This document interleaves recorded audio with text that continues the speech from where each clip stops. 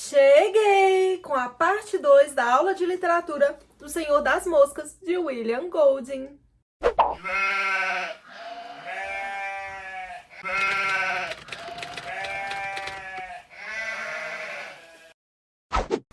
Essa é uma continuação da primeira aula, então se você não assistiu ainda a primeira aula, eu vou deixar aqui embaixo o link. Senhor das Moscas é um livro político que expressa as ideias do professor catedrático William Golding na era contemporânea.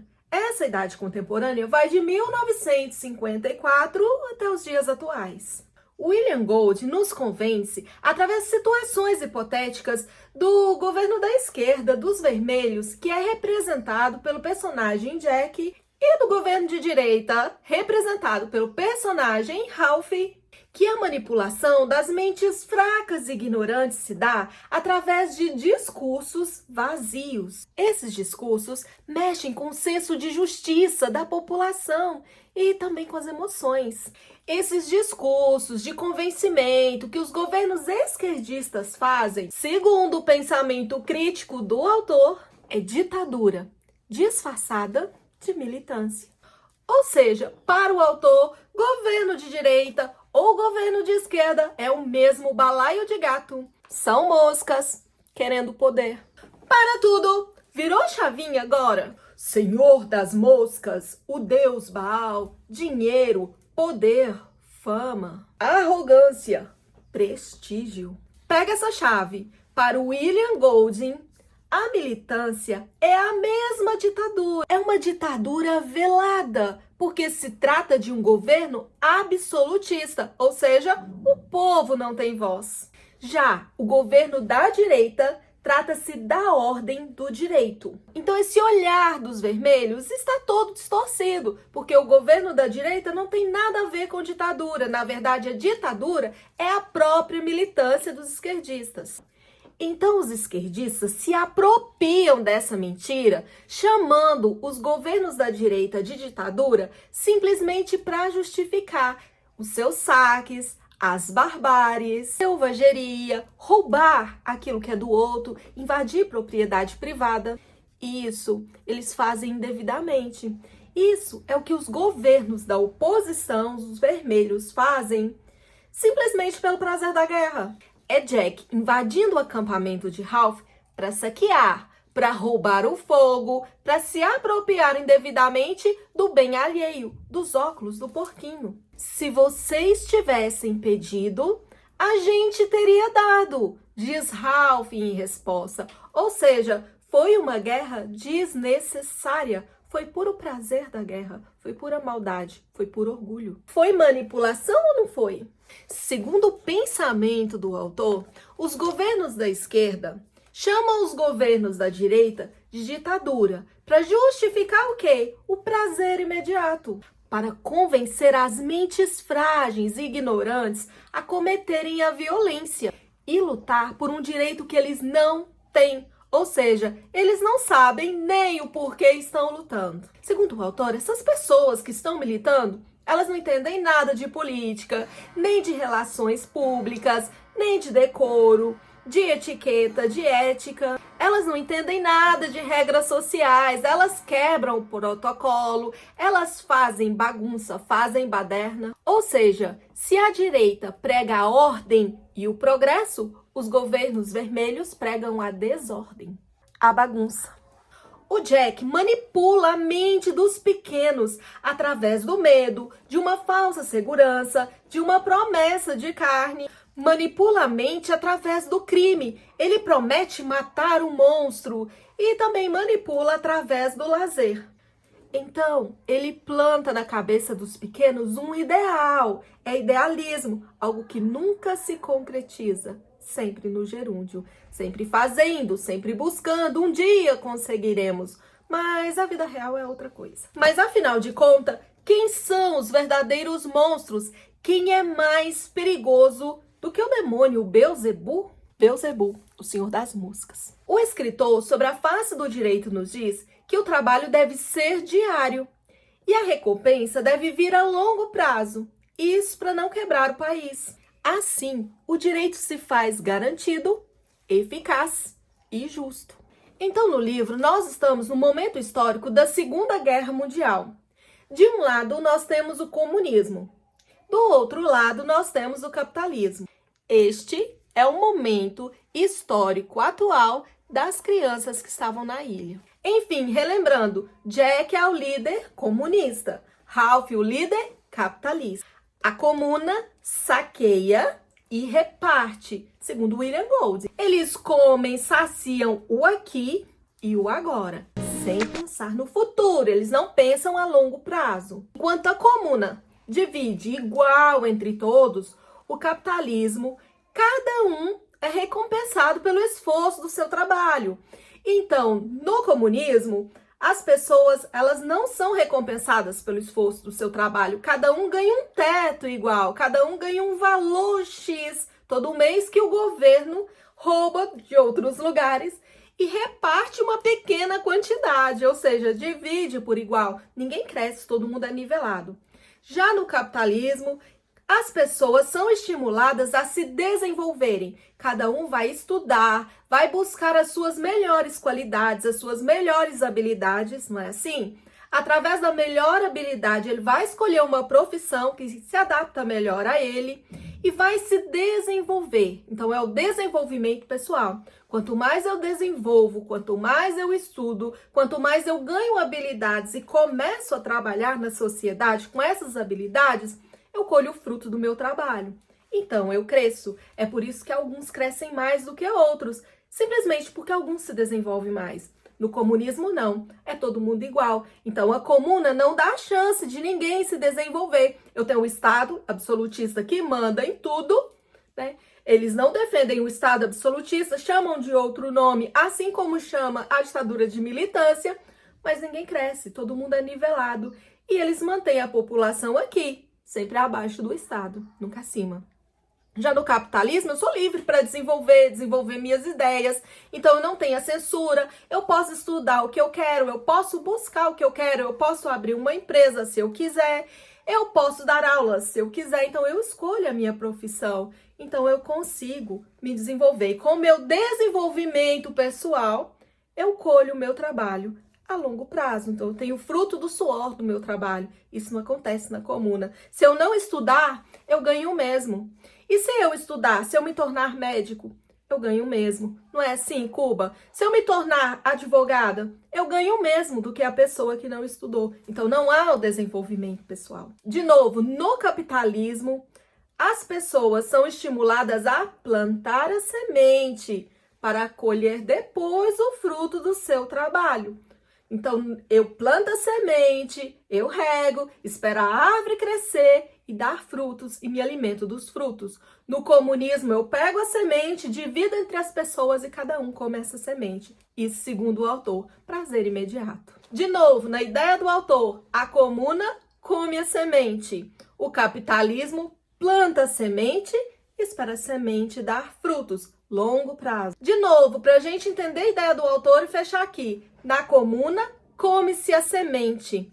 No capitalismo, planta-se a semente e a multiplica. Longo prazo, prazer imediato, curto prazo. Os adultos aqui no livro vão representar as instituições, mas afinal de contas, o que são as instituições? Instituições são padrões regulares de conduta que intermedia o Estado e a sociedade. Vamos voltar para as aulas de estudos sociais dos anos 80? Então, são elas executivo, legislativo e judiciário. Como nós estamos falando em Visão Mundo, numa situação hipotética aqui no livro, vamos identificá-las conforme aparece nas ideias do autor. Moral vai representar o poder judiciário. Aqui nós temos a igreja e a família, onde muitas vezes o líder religioso, o sacerdote, é juiz de direito. O poder executivo é o chefe da tribo, é ele que divide o trabalho. O chefe da tribo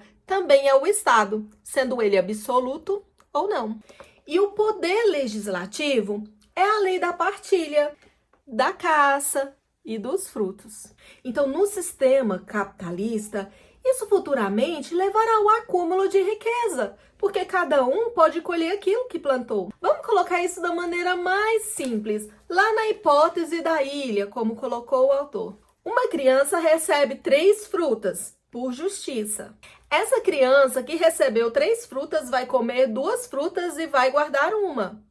A outra criança recebeu 3 frutas. Ao invés de guardar uma, ela resolveu comer as 3 frutas. É um prazer imediato. Ela comeu até se fartar.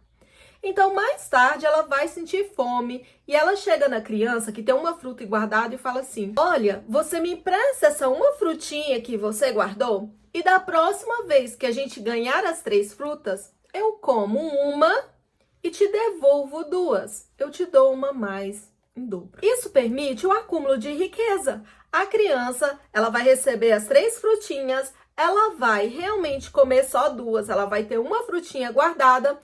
E o outro que pediu ela a fruta emprestada vai dar ela mais 2 frutas. Então, ela vai ter mais 3. É isso que gera riqueza. O que gera riqueza é aqui, ó. É a gente aprender a ter uma educação financeira. Não é roubar o que é dos outros, não é o prazer imediato. É o futuro. Então, isso permitiu as primeiras trocas. O que temos aqui? Temos o banco, temos o sistema financeiro. Esse sistema financeiro, não só entre os indivíduos, onde permite essa troca entre os indivíduos, permite também a troca entre as tribos. Então, seria justo a tribo de Ralph ter boas relações com a tribo de Jack. Isso ia permitir as boas relações internacionais, para que as 2 tribos pudessem crescer, cada um com a sua educação financeira. Então, agora me respondam da maneira mais simples possível. É o Estado que é ruim? São essas pessoas que tiveram educação financeira que é ruim? Ou é a outra parte que não estudou, que não teve educação financeira nenhuma e que simplesmente não conseguiu gerar riqueza, não conseguiu crescer dentro do Estado capitalista? Então, o erro é do rico, que não me deixou crescer? Ou o erro é meu, que não estudei, não me desenvolvi pessoalmente e não tive uma educação financeira, eu não tive uma educação nutricional, eu não fui buscar recursos para crescer, eu não estudei um idioma para fazer trocas, para fazer boas relações com pessoas que moram em lugares diferentes do meu? Fui eu que não me desenvolvi intelectualmente suficiente ou a culpa é do outro que se desenvolveu? A culpa é do rico ou a culpa é minha? Tocou na ferida? Doeu. Fogo no parquinho, gente do céu. A gente está falando de um livro de 1954. Estou dizendo que numa ilha virgem, as crianças reproduzem a mesma forma de governar dos adultos.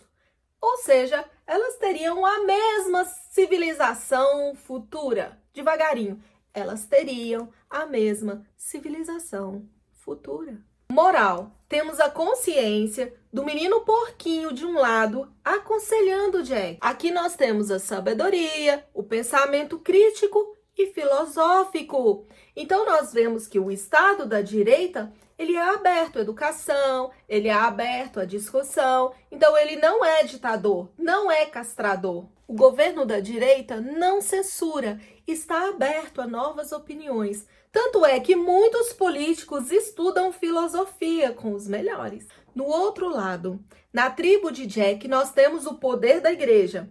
Esse poder é representado pelo culto, é representado pela manipulação. Vai vendo. Pela dança da caça e oferendas a Beelzebul. Beelzebul é o que mesmo? É o deus da ambição, do dinheiro, das moscas sobre a carniça, da cabeça imunda de porco. Temos uma seita? Temos. O poder executivo é representado pela fogueira de Ralph e pela caça do porco na tribo de Jack. E do direito da lei, do legislativo? Temos com Ralph a partilha por merecimento. Temos com ele o direito dos menores, garantindo a esses pequenos o direito à cabana, o direito ao fogo, o direito aos alimentos. O interessante é que com Ralph, ele garante o acesso das crianças até mesmo às frutas, sem tirar deles o direito de brincar, o direito de ser criança. Pela lei da justiça, aos menores é dado a eles suprimentos menores, eles precisam comer menos e trabalhar menos. E aos maiores, suprimentos maiores, já que eles precisam ter mais responsabilidade e trabalhar mais. O autor nos mostra que no capitalismo nós realmente não temos a igualdade, mas nós temos o quê? O justo. Repetindo para fixar, não é um governo igualitário, mas é um governo justo. Dê uma olhada nessa figura. No governo de Jack, dos vermelhos, quem domina é o Estado. O Estado é dono de tudo. O Estado é dono do fruto do trabalho de todas aquelas pessoas que estão ali. Luke, dá um pedaço pra eles. Eu disse que ia conseguir. Não foi, Ralph? Quero que você diga aos pequenos que eu mantive a minha promessa. Fala! Manteve a promessa, mas não mantém a nossa fogueira acesa. Acha que um banquete vale mais do que ser resgatado?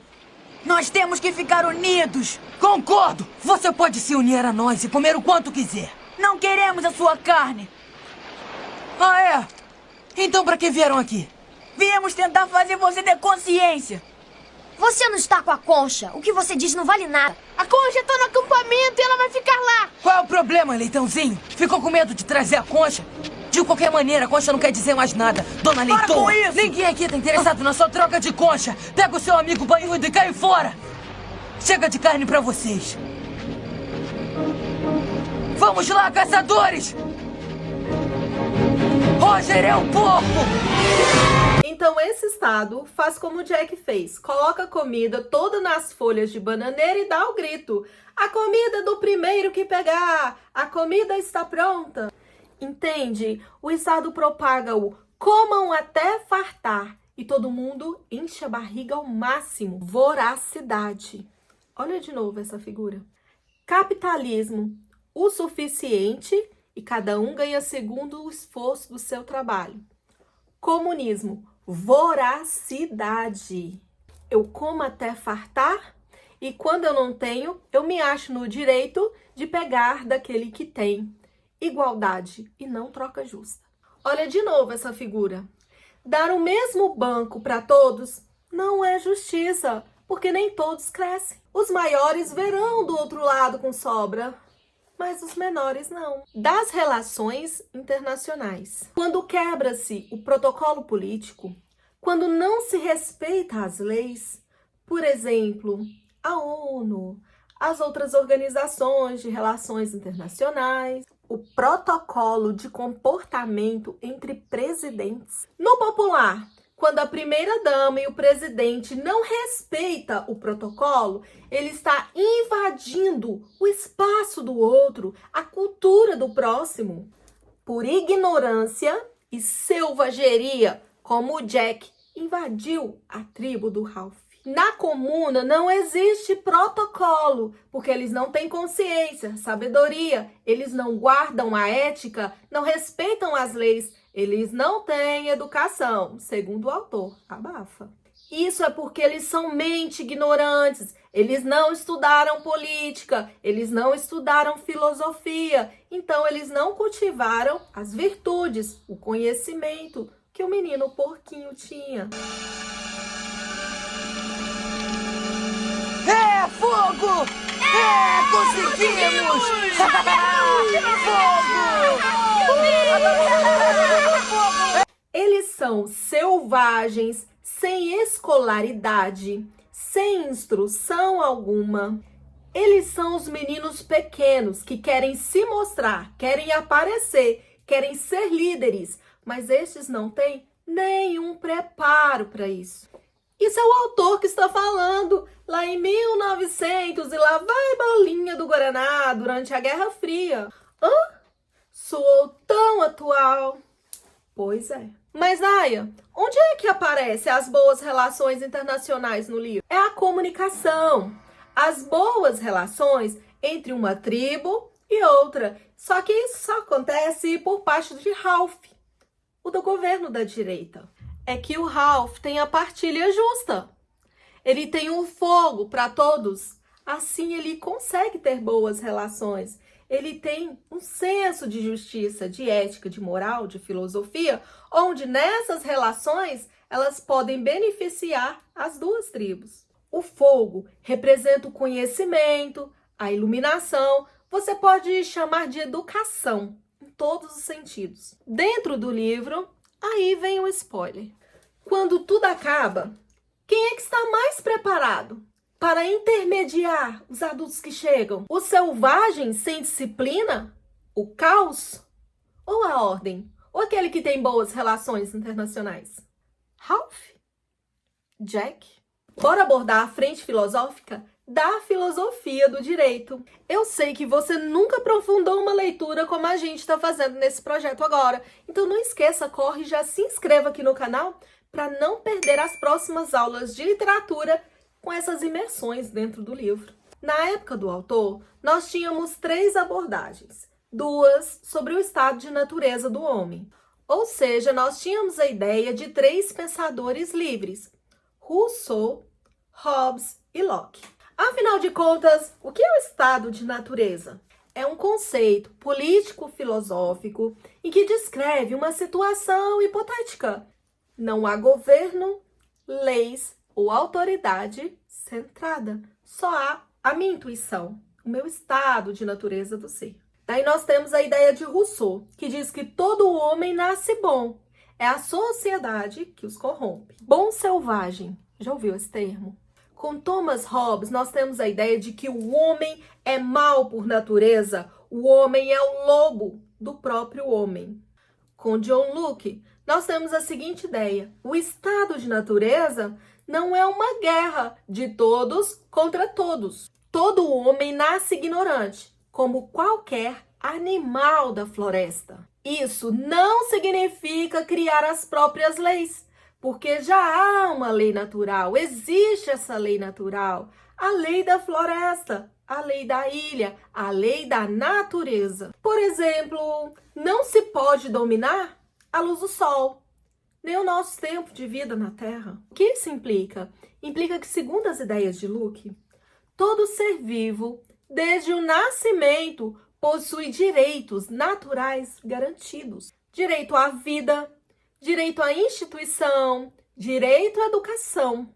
Os meninos maiores ensinam os meninos menores a como sobreviver na floresta, caçar, manter o fogo aceso, colher frutos e até mesmo fazer cabanas. Isso porque o direito à vida, à sobrevivência, pertence a todos. De novo, Jack representa as ideias de Rousseau. Eu sou o mais forte da floresta, tomo tudo pra mim, conquisto, desbravo mares, chego na ilha dos outros e roubo tudo pra mim, vulgo explorações, vulgo pau-brasil, vulgo comunismo. Já com Ralph, eu tenho representado as ideias de Hobbes. Ele diz: essa é a forma correta e justa de viver. Os outros são ignorantes, são selvagens. Então eu vou até a casa vizinha, vulgo navegações, vulgo descobrimentos. Descubro o Brasil, as Índias e os treino, os educo a meu modelo. Eu chego lá, os catequizo e os educo com os meus livros. Então agora o autor começa a nos provar que, apesar do capitalismo ser melhor do que o comunismo, nem o capitalismo nem o comunismo deram resultado de governo até os tempos atuais. Jack é o gado, ou seja, as pessoas que estão abaixo do Estado são como gados, são como bois, vacas, cabritos. Eles vão sendo tocados e alimentados com uma quantidade X de ração. Com Jack nós temos o quê? A exploração da riqueza.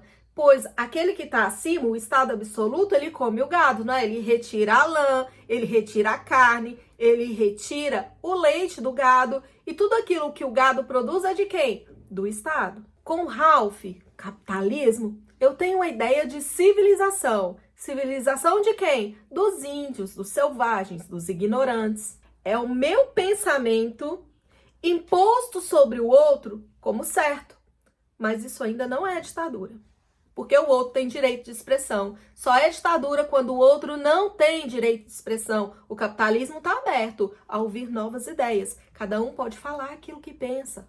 Já o porquinho representa as ideias de Luke. Então o Luke vai chegar e vai dizer: peraí, pessoal, respeitem os habitantes da Terra. Nós também não precisamos administrar ou ensinar a eles a administrar a própria Terra.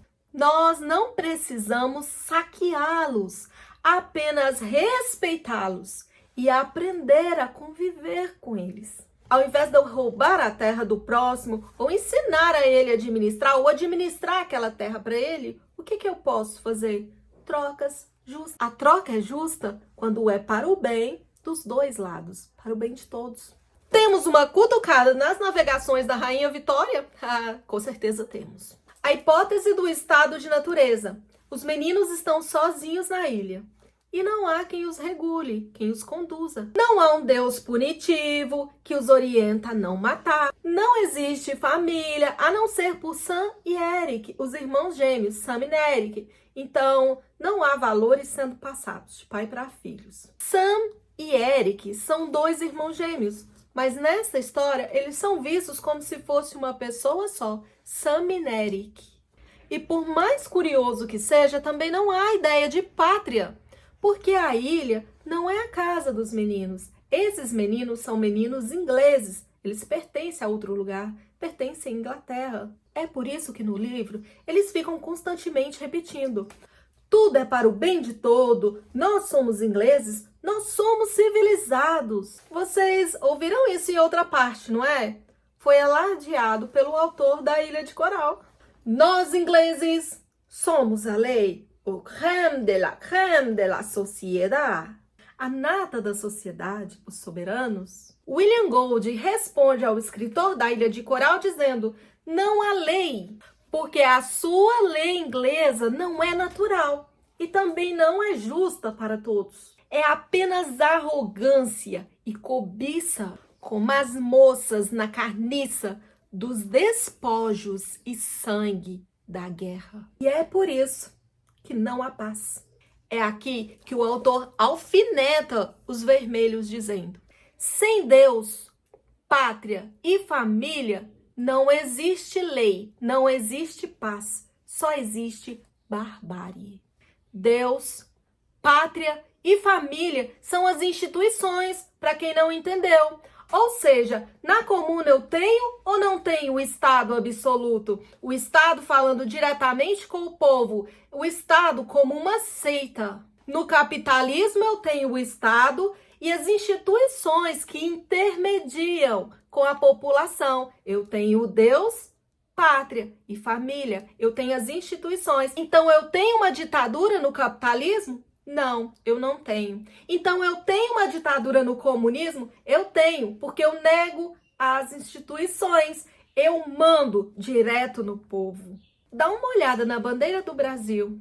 Essa bandeira, que significava coroa portuguesa, ela foi representada, ela foi ressignificada de acordo com a República. Nós temos o verde da mata, representa o estado de natureza. O amarelo, o ouro, nós temos a distribuição da riqueza. O azul da bandeira, os céus, representam as instituições, representa todos reunidos. O branco, o neutro, é a ordem e o progresso. O branco representa o Estado de direito, ele é neutro. O direito é igual para todos. Que direito é esse? O direito de crescer, se desenvolver. Agora olha de novo a imagem dos bancos. Igualdade não é distribuir a mesma porção para todos. Igualdade é dar a cada um a porção necessária para que todos fiquem no mesmo nível de justiça. Eu vou encerrando a aula 2 por aqui e na próxima aula nós vamos abordar mais sobre a frente filosófica, o conceito do direito, nós vamos abordar o medo, a educação e também o conceito de seita.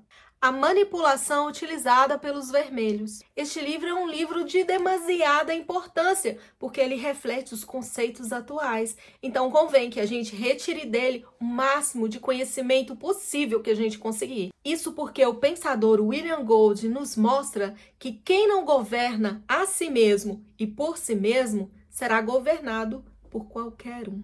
Então é isso, meus amores. Já corre, ativa o sininho para não perder a próxima aula do Senhor das Moscas. Mais consciência, menos ignorância.